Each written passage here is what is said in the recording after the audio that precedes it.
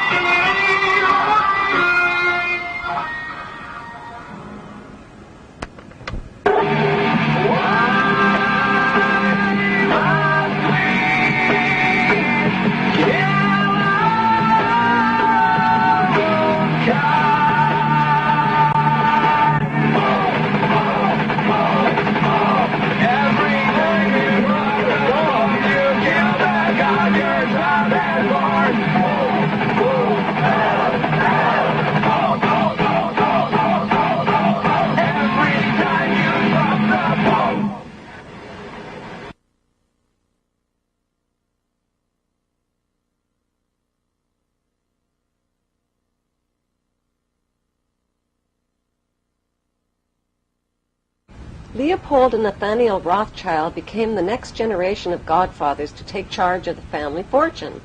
They were like the Parker brothers of Monopoly, and they played the game like they invented it. The brothers were the world champions, and that's because they knew the secret to winning. The secret to winning was to cheat, and the best way to cheat was to become the banker and rewrite the rules. So that's exactly what they did.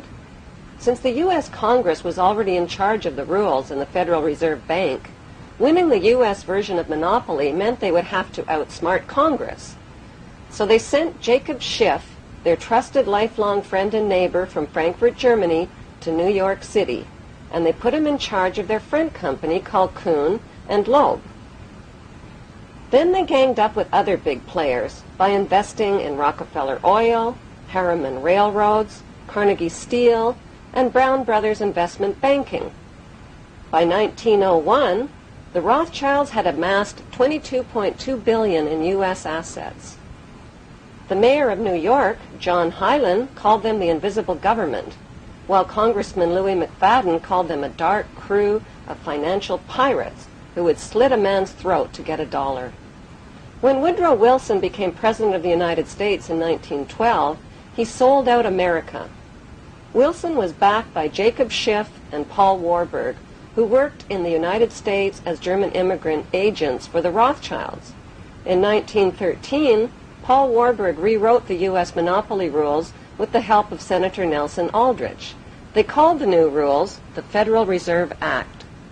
With President Woodrow Wilson's blessing, the U.S. Federal Reserve Bank became a privately owned central bank, free of government control. The pirates divvied up the private stock in America's money supply and made Rothschild agent Paul Warburg head of the U.S. Federal Reserve. To collect their bounty, they also created the Income Tax Act and the hated IRS. With the stroke of President Wilson's treasonous pen, the banker gangsters became the Fed in 1913 and have owned a virtual monopoly over the U.S. economy and the taxpayers' money ever since. They can print money out of thin air, control treasury loans, and profit from interest rates. Since their biggest windfalls come from loan profits and weapons sales, wars and death are not only profitable, they're desirable and necessary. Today, American citizens owe these merchants of death approximately $70,000 per citizen.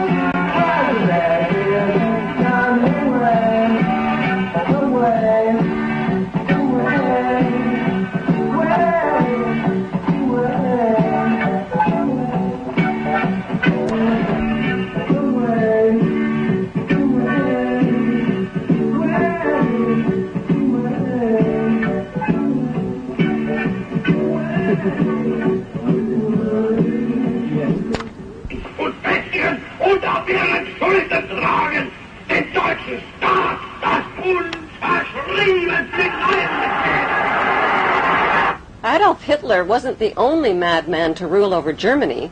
Kaiser Wilhelm II led Germany to its destruction in World War I.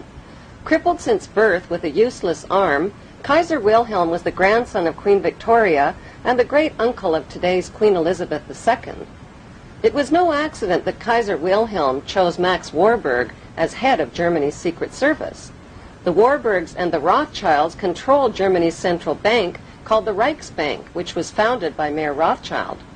While Max and Felix Warburg helped finance Germany in World War I, their brother Paul Warburg of Kuhn and Loeb helped finance the American side by selling war bonds through the U.S. Federal Reserve Bank. The Rothschild and Warburg printing presses worked tirelessly on both sides of the Atlantic, rolling out debt money.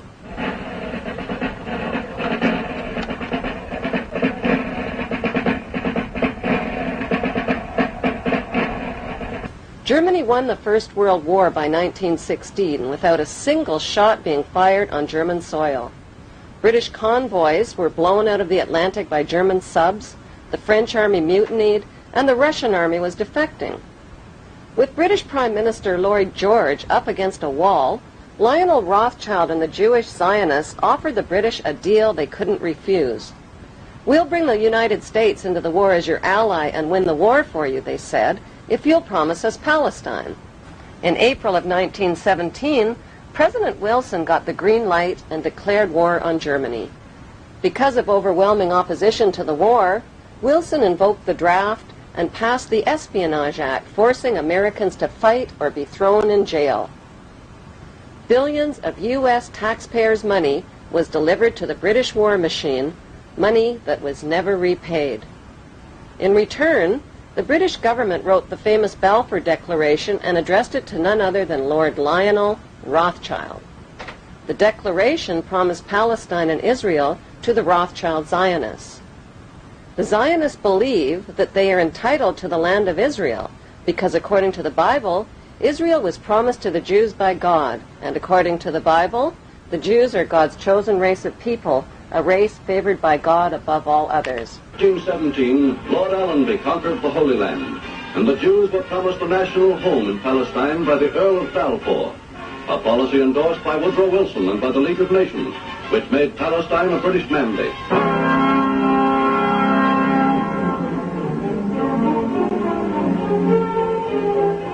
The Versailles Treaty negotiations after World War I were held behind closed doors at the luxurious private mansion of yet another Rothschild family member named Edmund Rothschild. Treaty negotiators included Rothschild agent Paul Warburg as a United States delegate and Paul's brother Max Warburg as a German delegate.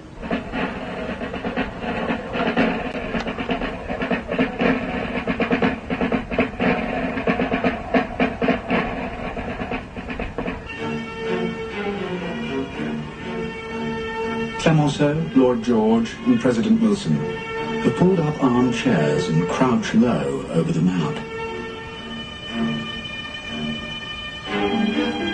It is appalling that these ignorant and irresponsible men should be cutting Asia Minor to bits as if they were dividing a cake. During the afternoon, there is the final revision of the frontiers of Austria. Hungary is partitioned, indolently, irresponsibly partitioned. Then the Wislar frontier. Then tea and macaroons. The Versailles Peace Treaty forced Germany to accept guilt for the war. As punishment, Germany lost its army, navy, and colonies, and had to pay the cost of the war through a debt to the gangster banksters that could never be repaid. World War I killed 9 million soldiers, injured, crippled, and impoverished millions, and collapsed 4 empires with large parts of France, Belgium, and Russia left devastated. Wars throughout history have always been waged by the ruling master class for conquest, power, and profit, and the subject class have always fought their battles. It wasn't until World War I that soldiers began to ask why they were killing and being killed.